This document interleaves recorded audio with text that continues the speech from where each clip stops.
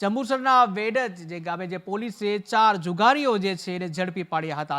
તો 4 જુગારીઓ જે છે એમને ઝડપી પાડવામાં આવ્યા હતા, જેમાં ઉચ્છદ ગામનો બનાવ કે જે ઉચ્છદ ગામમાં કિશન ફાઉન્ડ્રી કંપનીમાં જુગાર રમતા જે છે એમને ઝડપી પાડવામાં આવ્યા હતા। તો 6 ઈસમ જે પત્તા પાનાનો હાર જીતનો જુગાર રમતા હતા અને જે 15,570ના મુદ્દામાલ સાથે 4ની ધરપકડ કરવામાં આવી છે। અન્ય 2 ઇસમોને વોન્ટેડ જાહેર કરાયા છે। તો 2 આરોપીઓને પકડવા માટે પોલીસે ચક્રો ગતિમાન કર્યા છે।